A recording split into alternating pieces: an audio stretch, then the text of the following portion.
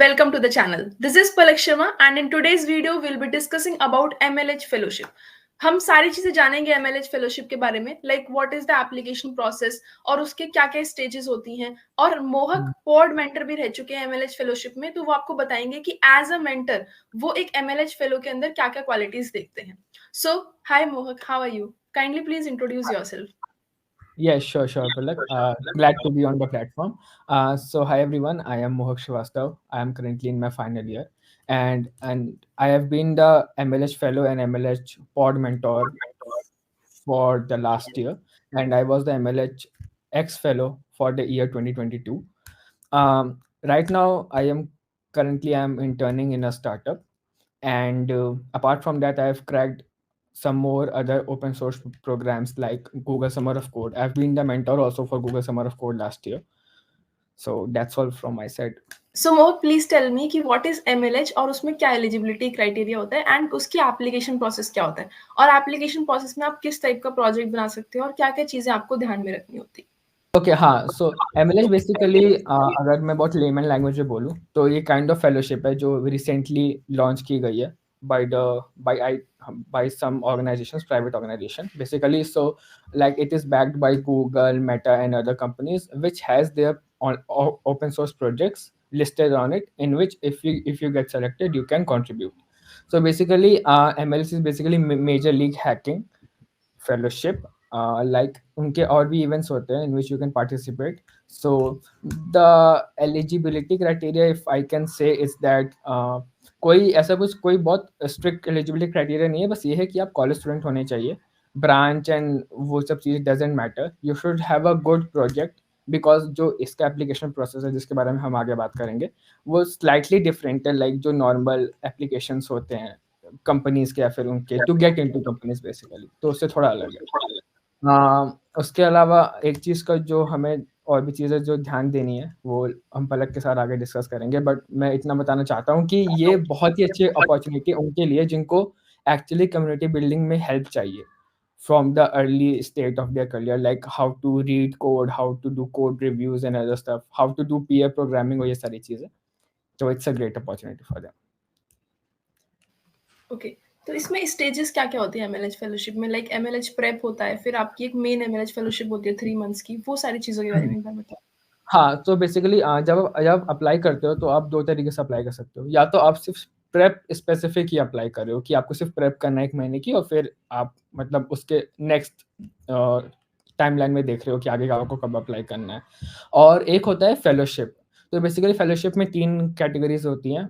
One is वेब3, one is SRE and one is SD role. Basically जिस streams में आप जाना चाहते हो, बेसिकली जिस टाइप के प्रोजेक्ट्स आप उठाना चाहते हो. ओके, तो जब आप अप्लाई करोगे तो बेसिकली जो एप्लीकेशन प्रोसीजर है वो ऐसा कुछ है कि आपको अपना नॉर्मल बेसिक इंट्रोडक्शन देना है. उसके बाद से आपके पास आपकी गिटहब रेपो में एक ऐसा रिपोजिटरी होनी चाहिए विच हैज़ सम कोड और which has some project which is slightly unique to them, और like which has some community presence, like वो कोई कम्युनिटी प्रॉब्लम सॉल्व कर रहा हो या फिर ऐसा कुछ. Like we love that project basically because I have been a pod mentor. तो मैं को पास मतलब वैसे प्रोजेक्ट्स लोग ज़्यादा फेवरेबल करते हैं जिसको हम आगे बेसिकली कम्युनिटी में ब्रॉट डाउन कर सके, ताकि लोग जनरल भी यूज़ कर सके.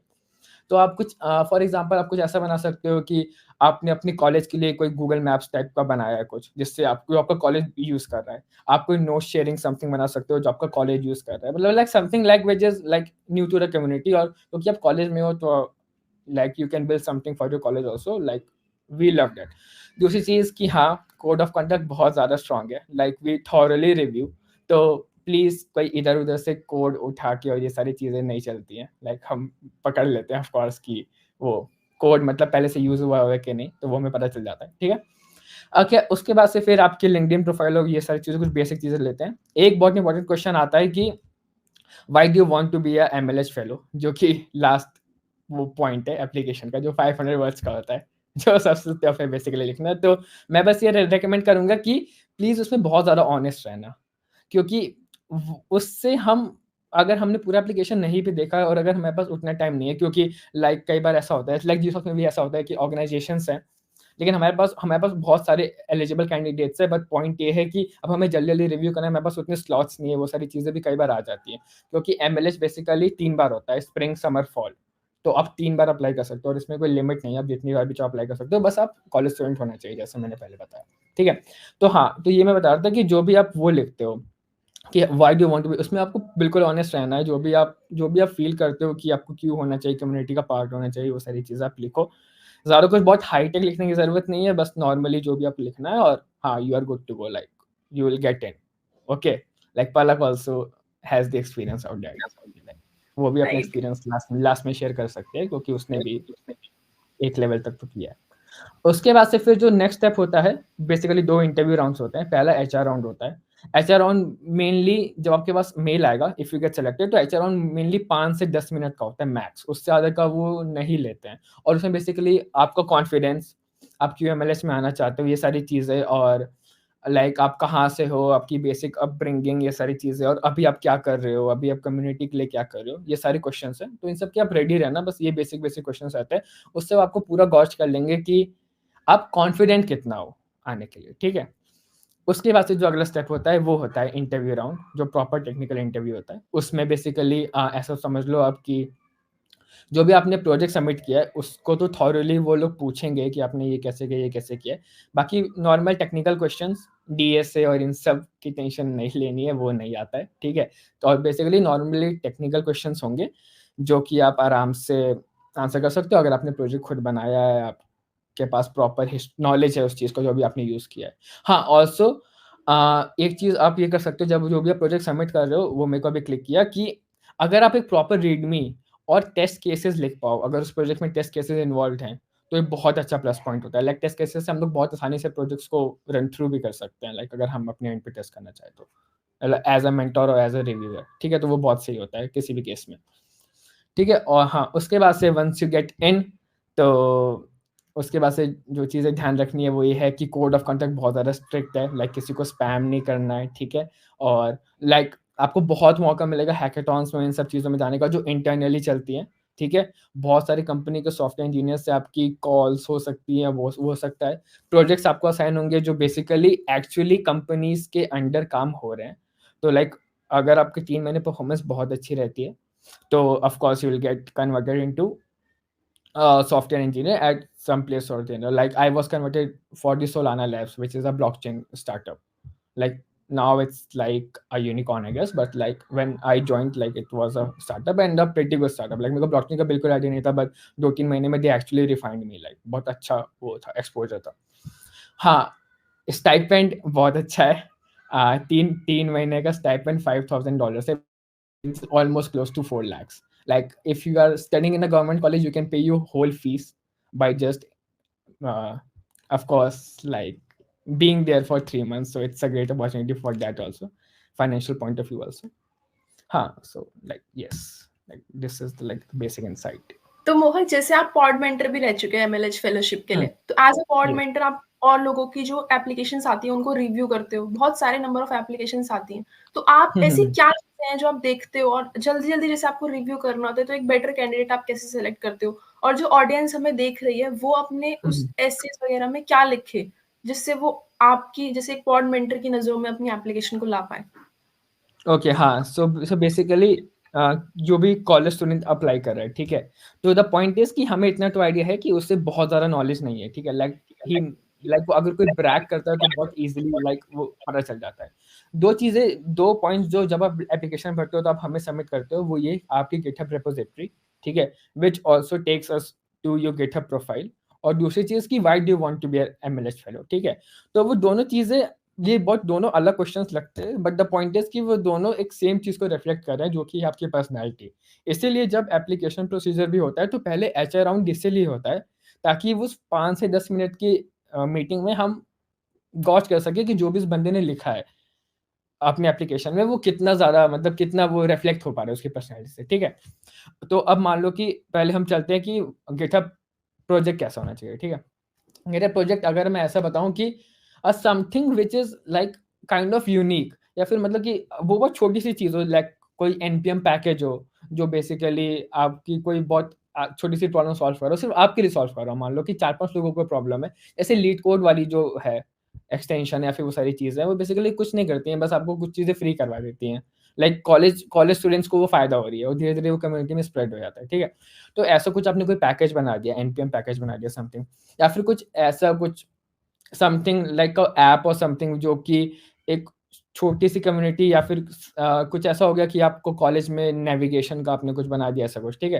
तो something like that which is new to the community. ज़रूरी नहीं है कि वो कम्युनिटी की ही हेल्प करे, अगर वो आपको इन जनरल सिर्फ़ आपको भी हेल्प कर रहा है, तो भी मतलब चलेगा। बस द पॉइंट इज़ कि हमें आपकी कोडिंग प्रैक्टिस देखनी है, कि आप कैसे कोड लिखते हो, क्योंकि द पॉइंट इज़ कि जब आप यहाँ पे आ जाते हो, तो 1-2 हफ्ते के बाद when you are in your prep stream, तो हम एक्सपेक्ट करते हैं कि अब आपको वो मतलब कि वो बेसिक चीज़ें ना सिखानी पड़े। वो 1-2 हफ्ते में हम आपको प्रॉपर वो नॉलेज दे देते हैं, but still like we want कि क्योंकि ये 3 महीने के बाद हमें एक्चुअली हम चाहते हैं कि like we want you to succeed, ठीक है? तो द पॉइंट इज़ कि वो हमें दिखना चाहिए कि वो एफर्ट्स दिखने चाहिए कि हाँ, मतलब इतना-इतना तो प्रीरिक्विज़िट बंदे के अंदर है पहले से ही।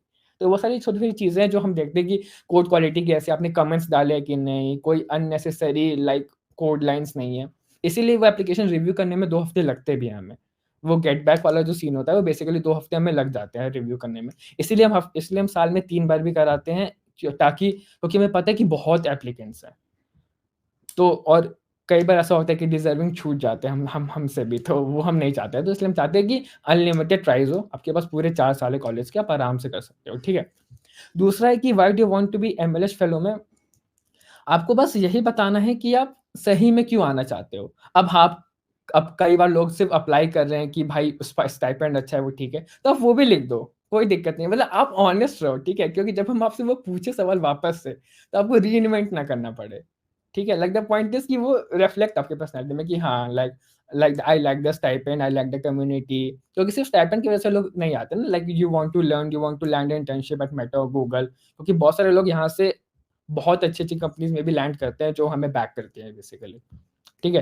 तो वो सारी चीज़ें एज़ अ पॉड मेंटर मैं देखता हूँ और जो भी मेरे पीयर्स हैं वो भी, लाइक इट्स अ जनरल अ, हाँ, मैंने इतने एप्लीकेशंस तो रिव्यू किए हैं कि मेरे को आइडिया है कि what I want in my application, वैसा वाला, तो येस। राइट। तो एज़ अ पॉड मेंटर के व्यू से तो हमें समझ में आ गया कि क्या चीज़ एक एप्लीकेंट को हुँ, रखनी चाहिए अपने उसके अंदर।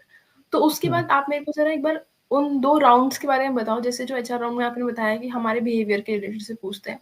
जो हुँ, सेकंड हुँ। राउंड होता है टेक्निकल वाला, उसमें आपसे सिर्फ़ वही चीज़ें पूछी जाएँगी जो आपके प्रोजेक्ट से रिलेटेड है या और कोई टेक्नोलॉजी भी आपसे पूछी जा सकती है? नहीं पहले एचए राउंड के मैं थोड़ा-सा ग्लिम्प्स दे देता हूँ। सो एचए राउंड बेसिकली एक होगा 5 से 10 मिनट का, जो मैंने पहले ही बताया है। उसमें बस बेसिकली यही होगा कि बस आपके बिहेवियर, आपका कोड ऑफ कंडक्ट कैसा है, आप मतलब कैसे हो इन जनरल, जो भी आपने एप्लीकेशन में लिखा है, उसको आप कितना रिफ्लेक्ट कर पा रहे हो, वो सारी चीज़ें हम गॉस करते हैं। आपकी बेसिक इनपुट लेना कि आप कहाँ से हो, ये सारी चीज़ें आप क्या कर रहे हो, ये सारी चीज़ें, आपने क्या प्रोजेक्ट सबमिट किया, आपने क्यों वो प्रोजेक्ट बनाया। ठीक है, क्यूए प्रोजेक्ट बनाया वो ये सारे क्वेश्चन्स हैं। उसके बाद से आप टेक्निकल वाला ही होता है जो I think half an hour से 45 मिनट्स का होता है। उसमें बेसिकली कि जो भी आपने टेक्नोलॉजी यूज़ की है उस प्रोजेक्ट में बेसिकली, उससे रिलेटेड डीएसए हार्डली पूछा जाता है। लाइक 100 में से कोई एक होगा जो पूछता होगा अगर उसके पास कुछ नहीं है तो, ठीक है? वरना बेसिकली वो यही होता है कि जो भी आपने प्रोजेक्ट्स बनाए हैं, उसमें आपने क्या टेक स्टैक यूज़ किया, आपने क्यों यूज़ किया है, आप ये भी यूज़ कर सकते थे कि आपने क्यों नहीं किया। ये सारे नॉर्मल क्वेश्चन्स और अगर आपने यूनिट टेस्ट और ये सारी चीज़ें कोड में लिखी है तो उनको बहुत पसंद आती है। अगर आपका कोड बेस बहुत प्रॉपर सिस्टमैटिक है, प्रॉपर कमिट्स के साथ है, कमिट की जो लैंग्वेज है वो उसमें प्रिसाइज़ है। अगर आपको कोहोर्ट्स डालने हैं तो आपने कोहोर्ट्स भी डाले हैं उसमें, वो सारी चीज़ें। और हाँ, अगर वो कोई कम्युनिटी प्रॉब्लम सॉल्व कर रहा है तो वो कौन-सी सॉल्व कर रहा है, ये सारी चीज़ें normal basic questions half an hour का होता है, आप मान लो। So, hmm, like it's easy to crack an MLH fellowship, but if you are dedicated enough and if you have solved the essays questions properly. Yes. तो आप जैसे अभी अगर कोई फर्स्ट ईयर में है और वो अपने 4 चारों ईयर्स में से कोई एक बार चाहता है कि एमएलएच फेलोशिप क्रैक करे, तो उसके लिए आप क्या एडवाइस देना चाहोगे? पहली एडवाइस जो एप्लीकेशंस क्रैक करने के लिए है, वो बेसिकली यही है कि आपके पास एक अच्छा प्रोजेक्ट होना चाहिए। अब हाँ, ये हो सकता है कि अब आपको कोई खुद से कोई आइडिया नहीं आ रहा है, कोई इश्यू नहीं है। आप गिटहब पे गए, आपको कोई बहुत अच्छा प्रोजेक्ट दिखा, आपने उसी प्रोजेक्ट को लेके उसी में कुछ ऐसा ट्वीक कर दिया which is new to you, like आपने कुछ सीखा। ठीक है? तो दैट ऑल्सो वर्क्स। मतलब वही मैं बोल रहा हूँ कि ऐसा कुछ नहीं है कि कम्युनिटी प्रॉब्लम ही सॉल्व करनी चाहिए। Like build something for you also, वो भी चलता है हमें। बट लाइक वी एम्फसाइज़ कि वो लार्जर कम्युनिटी को सॉल्व करे, क्योंकि बेसिकली सॉफ्टवेयर डेवलपर्स से हम ये एक्सपेक्ट करते हैं ना कि वो डेली प्रॉब्लम्स को कितना ऑप्टिमाइज़ कर सकते हैं, वो सारी चीज़ें। तो इसलिए हम चाहते हैं कि वो चीज़ रिफ्लेक्ट हो आपके प्रोजेक्ट में। अदरवाइज़ अगर नहीं भी है तो हाँ, ऐसा ना हो कि आपने कहीं से उठा के पूरा वही रख दिया, क्योंकि वो आपको पता है GitHub is very good in searching also. तो हम अगर कोई एक लाइन ऑफ कोड उठा के कॉपी पेस्ट कर देंगे और वो तो पता ही चल जाता है ऑफ कोर्स तो।